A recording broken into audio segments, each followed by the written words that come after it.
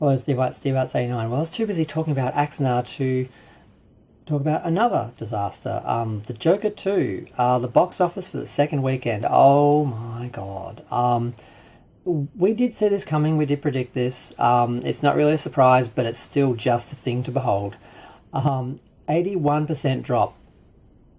81% drop. Biggest superhero drop in history, and ties Gigli, I think it is, for the biggest drop of a major studio film. I know there have been bigger drops, but they were like re-releases and small films. This is like the biggest Hollywood drop for a Hollywood film. Second weekend drop was Gigli or whatever. I can't pronounce the name of the film, which was 81%. And this, the Joker, has tied it. So it's the biggest comic book failure for the second weekend ever, and almost the biggest in Hollywood. Ties the biggest in Hollywood, the biggest drop for a major Hollywood film from a Hollywood studio.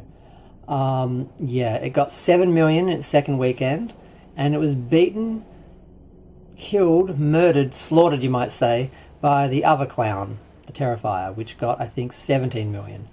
So 7 million second weekend, 81% drop.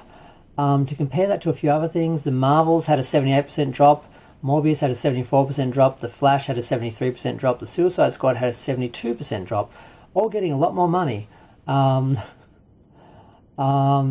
So it's just really bad. It's really bad, it's really sad. Now, how did the Terrifier do? 18.3 million, sorry. Number one position, opening weekend, 18.3 million.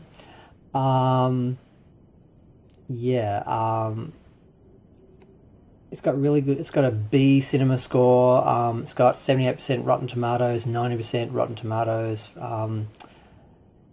So it had an interesting sort of history as well. It started off, I think, as a very low-budget film, and it's been promoted on a website that has its own streaming service for like horror-themed movies and TV shows and stuff like that, I think.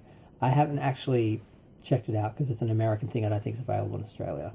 But so they didn't spend a lot of money on marketing. They didn't spend a lot of money on the film, and they didn't spend a lot of money on marketing. A lot of it is just the community supporting it.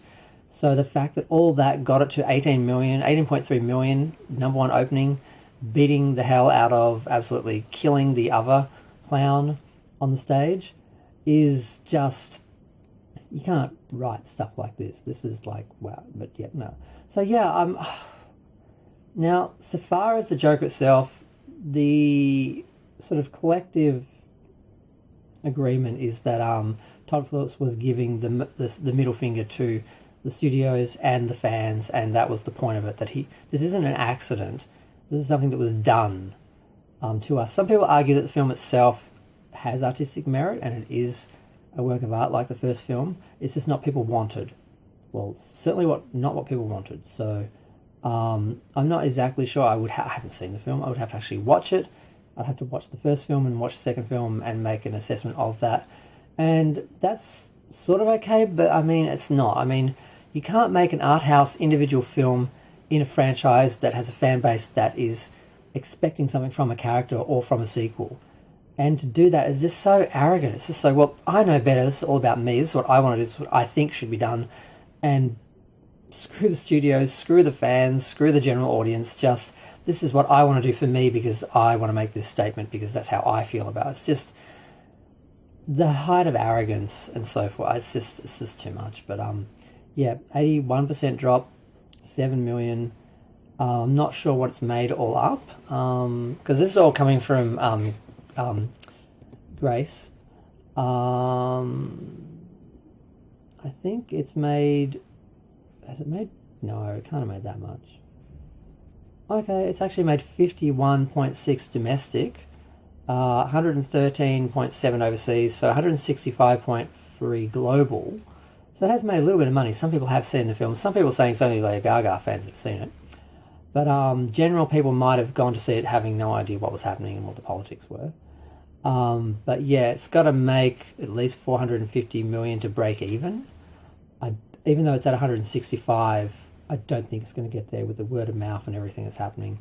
So they're going to lose some money over this. And they kind of deserve to for giving someone... You can't give people in a franchise total control where there's no oversight from the studio or input from the other filmmakers or the original creators or the fans or anything. You can do that with individual films. You can say, okay, we believe in this artist, go and make a great film for us because you did that with the last film. You can do that with individual films. You can't do it in a franchise like this. So, yep, this is just a huge disaster all around, and, you know, congratulations to the Terrifier. I hear it's just pointless, gratuitous violence for no point other than people want to sit through that. I haven't seen them. I think I saw the first one, and I didn't like it, if I remember correctly. It was cheap and nasty and pointless. But I'll have to watch them again because now this film is very relevant. This franchise, Terrifier, now is very relevant, so I now have to look at it. But yep, I'm going to go. Feel free to share, like, comment, subscribe. Let me know what you think. Like, can I ever get a video at 5 minutes? I'm always pushing 6 minutes. I can never get them to keep them at 5 minutes.